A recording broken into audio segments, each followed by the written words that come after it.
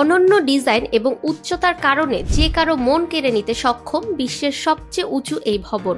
মরুর বুকে এমন একটি সুউচ্চ ভবন নির্মাণ এবং এর সব প্রতিকূলতার মধ্যেও ঠায় দাঁড়িয়ে থাকা বুর্জ খলিফা মানুষের দক্ষতা এবং ইঞ্জিনিয়ারিং এর অনন্য নজির। মানব ইতিহাসে এর চেয়ে উঁচু আর কোনো ভবন এখনো নির্মিত হয়নি, অথচ মাত্র 3 সপ্তাহের ডিজাইনেই মরুভূমির বুক চেরে গড়ে তোলা হয়েছে বুর্জ খলিফাকে। 2000 দশকের শুরুর দিকে অ্যাড্রিয়ান স্মিথের দ্বারস্থ হয় real estate company MR properties. সাংহাইয়ের 1380 ফুট উচ্চতার জিনমাও টাওয়ার, জিয়াংশুর 1480 ফুট উচ্চতায় জাইফেং টাওয়ারের মতো সুউচ্চ ভবনের নকশা করেছেন স্মিথ।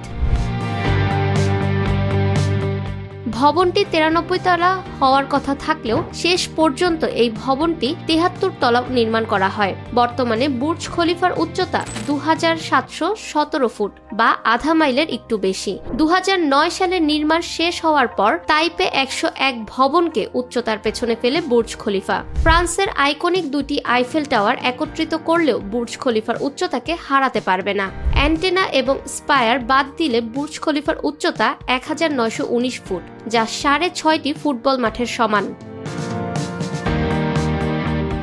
সুউচ্চ এই ভবন নির্মাণে প্রায় $150 কোটি খরচ হয়েছে। তবে সবচেয়ে ব্যয়বহুল ভবনের মুকুট পড়েছে সৌদি আরবের রাওয়ারি আবরাজ আল বাইত টাওয়ার। এই ভবনটি নির্মাণে খরচ হয়েছে $1500 কোটি।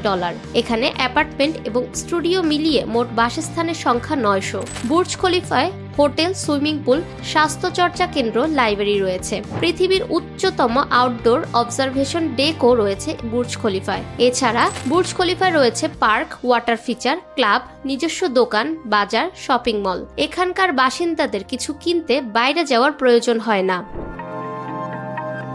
নিরপেক্ষ নিউজ ডেস্ক, ঢাকা।